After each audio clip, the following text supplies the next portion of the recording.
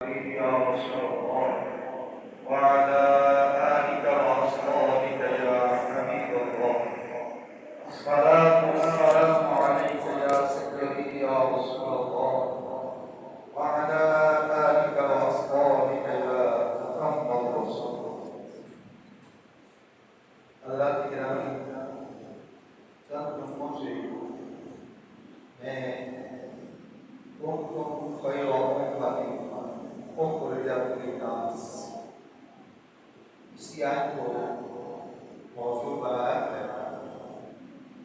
خالق کائنات نے فرمایا تم بہتر ہو سب امتوں میں جو لوگوں میں زیر ہو سب امتوں میں تم بہتر ہو جو ان لوگوں میں زیر ہو آج اگر ہم امت محمد مصطفیٰ کو دیکھیں تو پہلی ادوار کی بنسبت یعنی نبی کریم علیہ السلام سے لے کر آج کے دور تک آج جو حالات ہیں ان میں امت محمد مصطفیٰ جو ہے تعداد کے لحاظ سے بہت زیادہ ہے تقریباً 57 گروپ ہے اس زمین کے اوپر اسلامی یاد رکھیے کہ ماننا پڑتا ہے کہ امت محمد مصطفیٰ تعداد کے لحاظ سے اب بہت بڑی امت ہے پہلے ادوار پہلے دور کی مناسبت کے لحاظ سے لیکن جب ہم امت محمد مصطفیٰ علیہ السلام کو دیکھتے ہیں تو جو اس وقت امت محمد مصطفیٰ ضلالت کے دور سے گزر رہی ہے میں یہ سمجھتا ہوں پہلے جو مسلمان گزر چکے تھے انہوں نے یہ کبھی سوچا بھی نہیں ہوگا کہ امت محمد مصطفیٰ صلی اللہ تعالی علیہ وآلہ وسلم اتنی گر جائے گی کہ آج شہاب اللہ کا مذاق کلمہ پڑھنے والوں کا مذاق آپ کلمہ پڑھنے والوں ایک ہے مجاہدین ہے کہ جو میدان جہاد میں موجود ہوتے ہیں ایک ہیں عورتیں اور بچے اور بوڑھے اور معصوم اب تو یہ حالات ہو چکے ہیں کہ ہماری عورتیں ہمارے بچے ہمارے بوڑھے ہمارے معصوم غیر معصوم ہو چکے ہیں یہ امت محمد مصطفیٰ کی حالت ہے اب دیکھنا ہے کہ جب ہم اصحاب رسول کی زندگیوں کو پڑھتے ہیں ان کے ادوار کو دیکھتے ہیں مصطفیٰ جو تھی وہ عروج پر ہے کام پر ہے سکون سے ہے لیکن آج حال ہے اس وقت کو اگر ہم دیکھیں تو اس وقت تعداد کے لحاظ سے مسلمان تھوڑے ہیں آج تعداد کے لحاظ سے مسلمان بہت زیادہ ہیں ہمیں فکر کرنی ہوگی کہ وہ دور کمال کا ہے وہ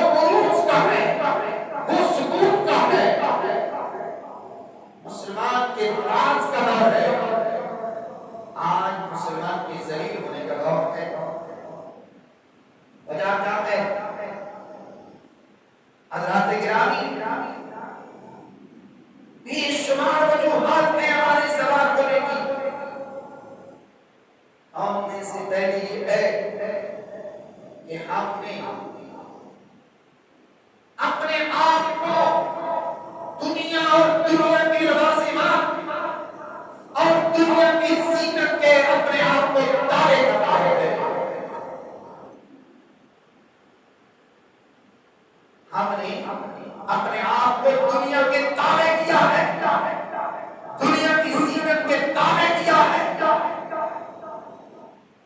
اصحاب رسول اہل بیت اکرام نے دنیا کے انہوں نے یہ واضح کر دیا تھا کہ دنیا ہمارے تابع ہے، ہم دنیا کے تابع نہیں ہیں۔ جب امت مسلمہ یہ طے کر لے کہ دنیا ہمارے تابع ہے، دنیا کی زینت ہمارے تابع ہے، اس کی زیب و زینت کو ہم اپنے پاؤں کے نیچے روکتے ہیں اور اس دنیا کی زینت کو، اس دنیا کے مال کو اپنے پسے پشت رکھیں گے۔ ہم مال کے پیچھے نہیں دوڑیں گے، مال ہمارے پیچھے آئے گا، ہم دنیا کے پیچھے نہیں دوڑیں گے، دنیا ہمارے پیچھے آئے گی۔ جب مسلمان کی یہ سوچ اور فکر ہو جائے تو یاد رکھیے مسلمان غالب ہو جاتا ہے۔ جب مسلمان کی یہ سوچ ہو جائے کہ میں مال کے پیچھے پھروں، دنیا کے پیچھے پھروں، اپنے نفس کی بات کو مانوں، اس وقت اس کی ضلالت شروع ہو جاتی ہے۔ اصحاب رسول کو، اہل بیت اکرام کو دیکھیے، ان کی زندگیوں کو دیکھیے، مورخین ان کے بارے میں خاص کر کے مستشرقین جو ہیں ان کے بارے میں مختلف باتیں کرتے ہیں۔ وہ کھٹے پرانے کے باس والے،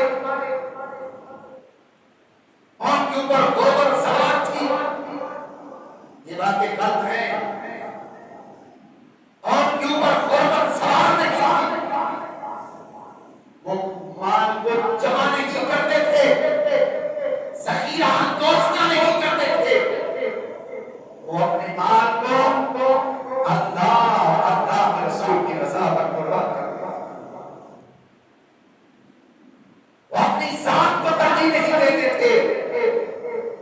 آج ہم نے اپنی ذات کو ترجیح دی ہے، اسلام کو اسے پشت کر دیا ہے۔ جب قوم ایسی صورت میں ہو جائے کہ اسلام کو اسے پشت، ذات کو اپنا رہبر بنا ہوا ہے، اپنی خواہشات کے تن تن میں ہم ڈوبے ہوئے ہیں، تو یاد رکھیے کہ ضلالت ہماری مقدر ہے۔ آپ ایک آپ حجت دیکھیے، میرے آقا محمد رسول اللہ صلی اللہ تعالی علیہ وسلم اپنے اصحاب سے بار بار حکم فرمایا کرتے تھے۔ بے شمار احادیثیں اس بات پر دلالت کرتی ہیں کہ تیر اندازی سیکھو، تیر اندازی سیکھو، تم کیوں نہیں تیر اندازی سیکھتے؟ تمہارا باپ تیر انداز تھا، تو نے تیر اندازی کیوں نہیں سیکھی؟ ہر وقت میرے آقا اپنے غلاموں کو کفار کے مقابلے کے لیے تیار کیا کرتے تھے۔ حضرات گرامی، گھوڑے کو رکھنا، گھوڑے کو اپنے گھر میں باندھنا، اس کو پالنا، اسلام نے اس کو عبادت قرار دیا ہے کہ بھائی تم اپنے دشمن کے لیے ہر وقت تیار رہو کہ تمہارا دشمن کیا کر رہا ہے۔ ایک اور بات عرض کر دوں، مستشرقین، یہود و نصارہ، الہادی قوتیں اہل اسلام کی مختلف الزام لگاتی ہیں، اور میں سے ایک یہ بھی ہے یہ ابو سفیان کے قافلے کو لوٹنے کے لیے گئے تھے. شرم کیجیے، اہل اسلام کا یہ نظریہ نہیں ہے کسی کو لوٹے. اسلام یہ کہتا ہے کہ ہم اپنے حربی دشمن کے اوپر، حربی کافر کے اوپر نظر رکھتے ہیں کہ وہ ہمارے لیے کیا کر رہا ہے، تاکہ ہم اس کا جتنا دفاع ہے اس کو توڑ کر اس کے گھر کے اوپر، اس کے دل کے اوپر اسلام کے پتھر کے اوپر دوبارہ کر دیں. یہ تو ہے ایک امتیازی اسلام ہے. وہ ایمان اسلام کے خلاف استعمال ہو رہا تھا. اہل مشرکین، مکہ کے جتنے مشرک تھے وہ حربی کافر تھے. جس طرح آج بھی ہمارے لیے حربی کافر ہے، آج اسرائیل حربی کافر ہے، اس طرح مشرکین مکہ حربی تھے. ان کی نقل و حرکت کے اوپر نظر رکھنے کا طریقہ بانی اسلام محمد رسول اللہ نے سکھایا ہے. دیکھ لیجیے کہ آج دنیا کے اوپر پہلے کی نسبت ہماری تعداد بہت زیادہ ہے. ایک صورت اور بات ہمارے ممالک جو اسلامی نام سے ہے وہ امیر ترین ممالک میں شامل ہوتے ہیں، لیکن جب دفاعی پوزیشن پہ جائیں تو وہ یہود و نصارہ کے آگے گھٹنوں کو ٹیکے ہوئے نہیں ہوتے. حضرات گرامی یاد رکھیے، جب عباسی خلیفہ آخری ہلاکو خان نے گرفتار کیا تھا جو اس کے محل سے ہیرے جواہرات نکلے تھے کثرت کے ساتھ، اس نے جو سپاہ سالار تھا اس نے حکم دیا اس کے سامنے بطور کھانا ہیرے جواہرات پیش کرو. جب پیش کیے گئے وہ کہنے لگا یہ کھانے کی چیز ہے، یہ تو کھانے کی چیز نہیں ہے. جب مخالف دشمن سپاہ سالار کو یہ بات معلوم ہوئی، اس نے کہا جب ہم نے تیرے محل کے اوپر حملہ کیا، قبضے میں کیا، یہی وصول ہوا تھا. ہم نے یہ سمجھا تم اسی کو کھاتے تھے، اگر اس کو تم لاتے تو آج بہت کا تم دفاع کر دیتے. آج تم بھی ذلیل ہو، پورے امت کو تم نے ذلیل کر کے رکھ دیا. جب قومیں عیش و عشرت میں چلی جائیں تو وہ زوال پسند ہو جایا کرتی ہیں. ہمارے اندر ایک چیز ہے کہ جو قرآن کہتا ہے آپ اپنے دشمن سے دوستی نہ لگائیں، یہودیوں سے دوستی نہ لگائیں، ہندوؤں سے دوستی نہ لگائیں، مشرکین سے دوستی نہ لگائیں، اور کی اوپر اعتماد نہ کیجیے. یہ قرآن نے 400 سال سے پہلے کہہ دیا تھا کہ تم نے دوستی لگانی ہے تو مسلمانوں کے ساتھ دوستی لگاؤ. جب ہم نے انہیں کے ساتھ دوستی لگائی، آج دیکھ لیجیے ہم نے دوستی لگائی تو ہم مسمتی کیا نہیں کر سکتے اور پوری ملتیں جمع ہوگا فلسطین میں ظلم کرنے کے لیے. اس کی بڑی ضلالت کیا ہوگی؟ آج ہمارا جو یہ حربی دشمن ہے جس نے آج تک ہمیں تسلیم نہیں کیا، اس وقت ہم اپنی تاریخ پڑھے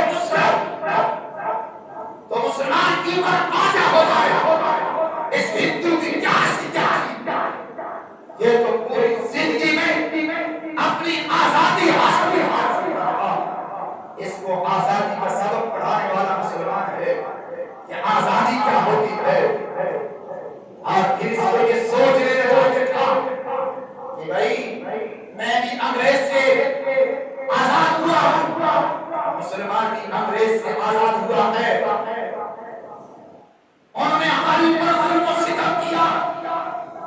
یہ اس چیز کو نہیں سمجھا، آج تک اس نے ہمیں تسلیم نہیں کیا۔ ہمارا یہ اصلی دشمن حربی دشمن ہے۔